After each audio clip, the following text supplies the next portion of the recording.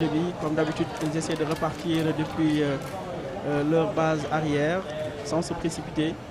Voilà, Sénégalais ñu ngi noonu en bloc médian di jéem a gédd sans trop s'exposer def benn genre pressing ci kaw, mais on sent que quand même Sénégalais yi bëgguñu exposer trop parce que c'est ça.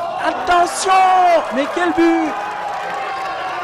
but exceptionnel du numéro 11 de l'Ukraine qui a surpris tout le monde.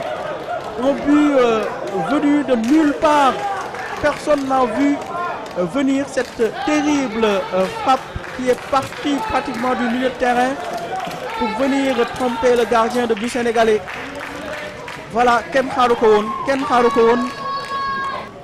Voilà, ñu ngi dégg doon ci staff bi mu naan ko ajal bal bi pour peut-être jouer. Attention, ce centre qui est bien parti, égalisation! Le Sénégal qui égalise à la 122e minute. Une action qui est partie de nulle part. Égalisation miraculeuse du Sénégal qui revient dans cette demi-finale. Personne ne s'y attendait, personne n'y croyait. On avait quasiment fini de dire que c'était mort pour le Sénégal. Et cette action qui vient de nulle part.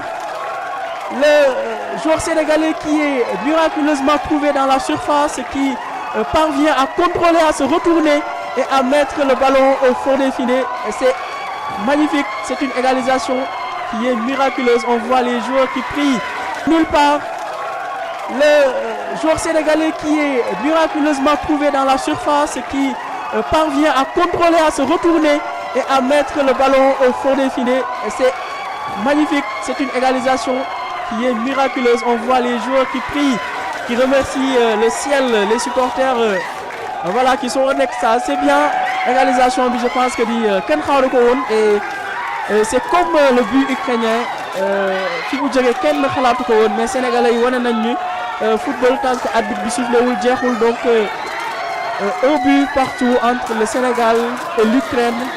Les Lions qui viennent d'égaliser à l'issue ñu ngi noonu di waaj a tàmbali. Ukrainien yi ñooy commencé. C'est le numéro 14 qui va s'élancer. Wala jàkkaarloo le gardien sénégalais ñu noonu di takkaat gars yi.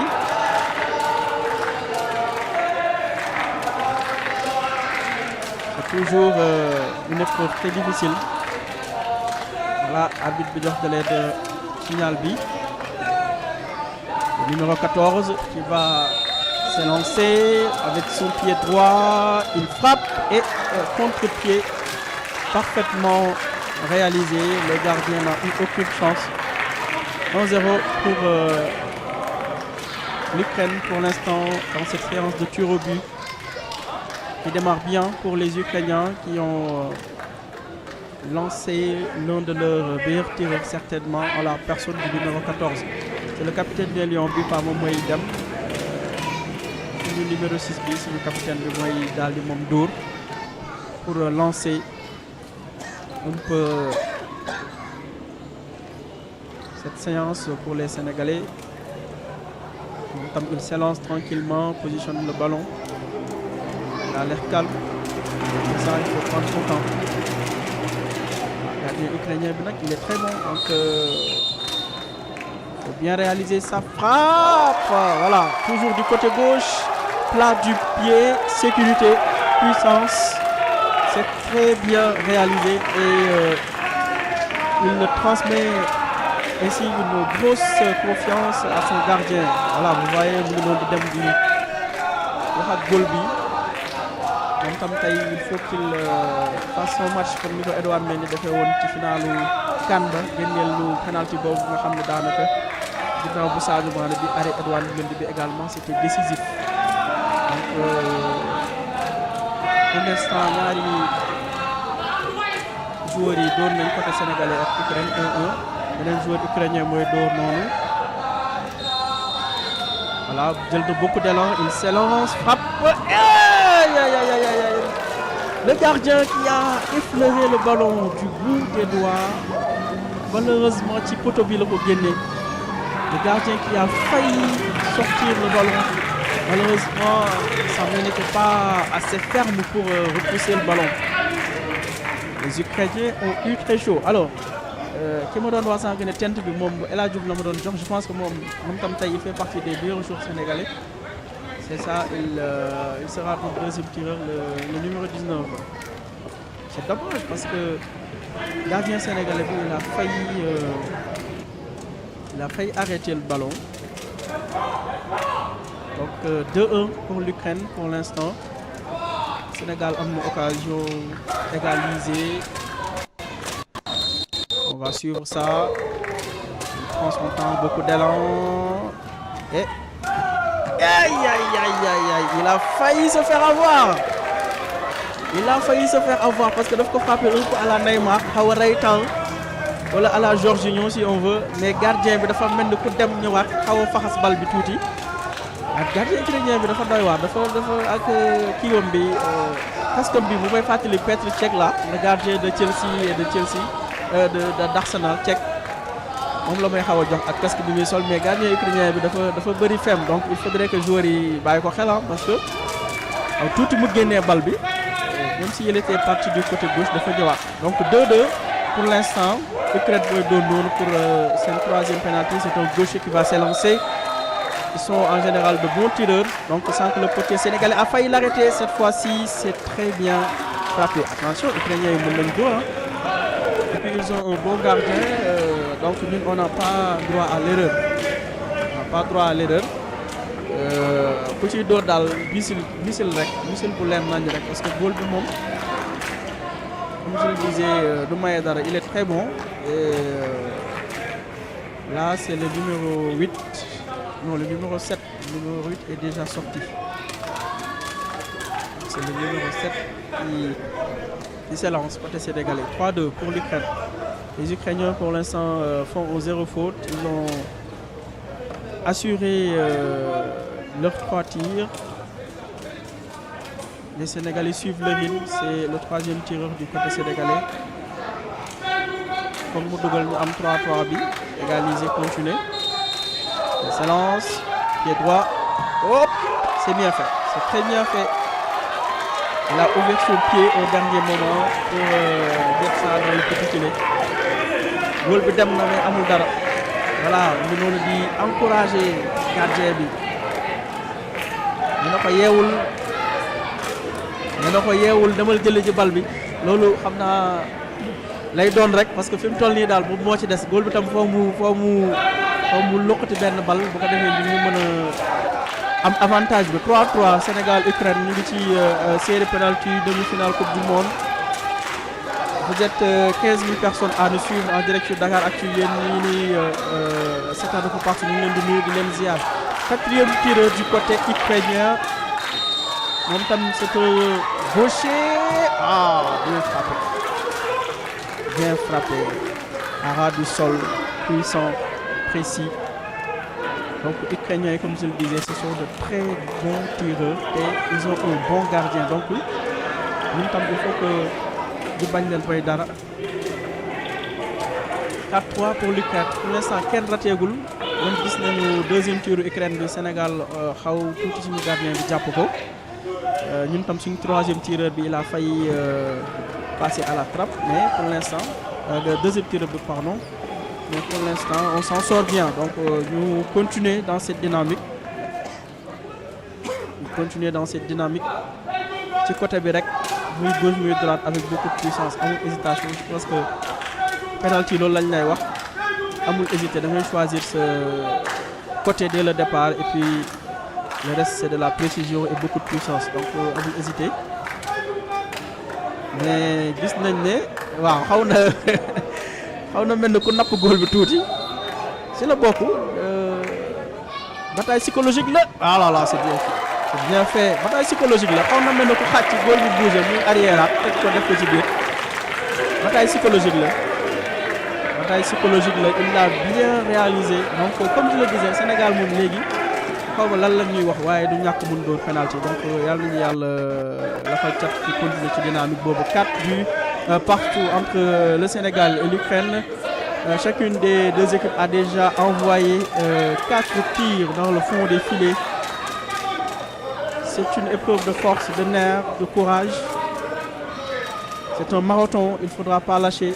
Donc les Ukrainiens qui vont s'élancer avec leur 5e tireur, le numéro 19, du pied droit, qui s'élance. Qu'est-ce qu'il va faire? Frappe! Bien réalisé encore une fois. Bien réalisé. Lui, mon goal de Boulouchi Dara parce que Demne, il a poussé sur ses appuis, mais c'était trop puissant, bien placé. Donc, Fiptolni, lui n'est que ce carab bon doywa parce que il y a une pression pour le joueur qui va se lancer. Voilà, c'est le numéro 20 sénégalais. Il y a une pression parce que si on raté, donc il faut nécessairement que vous égaliser pour que nous puissions continuer la séance. Donc, dañ doon faral di wax dugal gagné waaye bii raté perte la bii moom foog mu def ko ci biir daal il faut que def ko ci biir. Voilà le 5e tireur sénégalais qui s'élance. Le 5e tireur sénégalais qui s'élance. C'est un tir décisif. Tout un peuple est derrière lui. Il ne doit absolument pas le rater. Il s'élance et il le met au fond. Il le met au fond. Le Sénégal qui égalise 5 buts partout. Les Lions qui ne lâchent rien comme dans le match, ils n'ont rien lâché. Ils continuent de faire de même à l'occasion de cette séance de tir au but. 5 buts partout entre Sénégalais et Ukrainiens. Voilà, les joueurs qui continuent d'haranguer le gardien du Cognac, qui donnent la motivation et courage. Moi, je suis ñi nga xam nag mu jàppal ñu benn au moins mu jàppal ñu benn jàmbaar la def na match et tout mais tey il faut mu jàpp benn aussi parce que pour l'instant ses coéquipiers ñoom ñu ngi assuré derrière 5 pénaltys réalisés déjà 10 tireurs jàll nañ ñu ci 6e tireur ukrainien bi mu ngi doon di dem numéro 4 léegi ñu commencé nag ci défenseur rek milieu en général ñoom dañuy faral di rafet le numéro 4 aussi mais gars yi bu dañ dóor parce que gardien bi da ngay xam ne dem na dafay dem ba jeex lii moom bu doon Moustapha Diagne moo ko dóor góol bi da koy jàpp mais là c'est bien frappé malheureusement pour le gardien sénégalais qui est un peu déçu parce que demoon na jëli ji quoi mais c'est très bien frappé. maa ngi doon tooñ un peu les défenseurs di wax ne en général dañuy faral di rater mais là c'est un très bon tir qui vient d'être réalisé. Alors que c'est le numéro 15 qui s'élance du côté sénégalais. 6-5 pour l'Ukraine. Position délicate encore une fois pour le Sénégal qui doit impérativement marquer ce tir au risque de se voir éliminé à l'issue de cette séance de tir au but qui est déjà épique comme fut les 90 minutes et les 120 ou bien les 30 minutes de temps. Les 82 minutes et les 120 minutes, j'y arrive, pardon. Alors le Sénégalais qui s'élance et qui marque. Le Sénégalais qui marque, je pense que pression est instant de mieux le diable. Donc c'était vraiment tendu, heureusement que Dougal Noko. Donc je disais que le match c'est un peu à l'image des 90 minutes du temps réglementaire en plus des 30 minutes des prolongations. Aucune équipe n'a absolument rien lâché. Et c'est encore le cas, type tir au but 6-6. 6-6, 7e jour Ukraine du Boy d'Or non. Déjà 7 joueurs côté ukrainien, 7e bagne non, 6 joueurs côté sénégalais dial nañ té kenn raté gul. C'est très rare dans une séance de tir au but, c'est très très rare. Donc ñu ngi ci 7e tireur ukrainien bi. Le numéro 15 qui s'élance. Le gardien qui fait de l'intox, il s'élance et il le fait encore une fois au fond. Mais il faut quand même le dire. Pour l'instant, c'est une séance à montrer dans les écoles de football. Hein. Vraiment, c'est extraordinaire en termes de sang-froid, de précision. Il faut avoir les nerfs vraiment très très très solides pour pouvoir tenir le coup. Une fois encore, le Sénégal se voit placé dans une position qui est très délicate.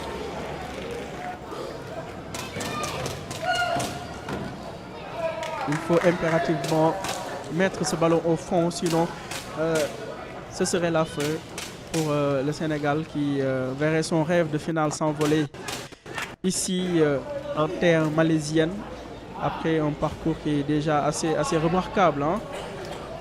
7 tirs à 6.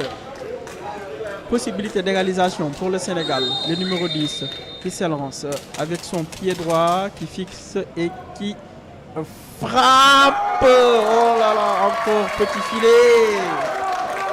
Mais qu'est-ce que c'est bien réalisé. Le gardien qui a poussé, qui est allé chercher ce ballon. Mais c'était sans compter sur la puissance de la frappe. Mais vraiment, il faut souligner la qualité des tireurs des deux côtés. Vraiment, il y a des actions de grande classe. On voit des tirs en pleine lucarne, au milieu, à ras de terre. C'est varié, c'est puissant, c'est bien fait. Donc, chapeau pour les deux équipes. Je pense que ce soit le Sénégal ou l'Ukraine, toutes ces deux équipes méritent la qualification.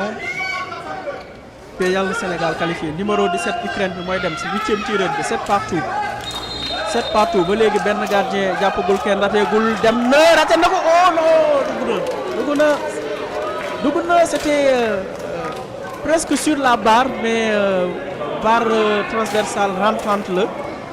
Il a eu chaud parce que su yéegaatul tuuti rek ci barre bi lay dal génn mais malheureusement poteau rentrant la mu dañ ko waxee noonu. C'était limite, très limite côté ukrainien. Mais fi mu ko làkk également moo sori sous la transversale la ko def. Donc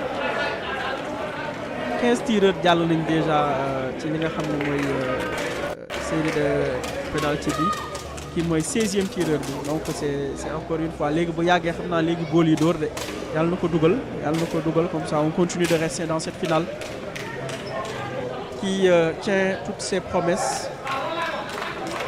8 à 7 pour l'Ukraine. Donc le Sénégal qui malheureusement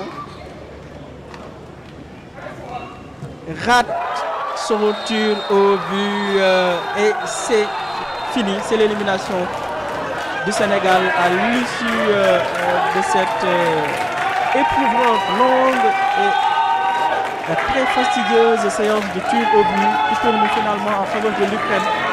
8 tirs au but à 7. L'Ukraine se qualifie pour la finale de la Coupe du Monde. Le Sénégal est éliminé. Malheureusement, le Sénégal s'arrête au stade de la demi-finale après avoir miraculeusement égalisé en fin de prolongation. Sénégal daal dina toog ci tir au but yi. waruñu sëgg bu ñu am benn gàcce. Ils ont vraiment tenu bon. Ils se sont battus xeex nañu def nañu lu ñu mën égaliser nañu joxe nañu lu ñu mën ci tir au but yi 8-7 finalement 8e tireur sénégalais bi moo raté et ñu leen di encourager di wax ni jeexagul voilà même les supporters sont vraiment derrière eux leen di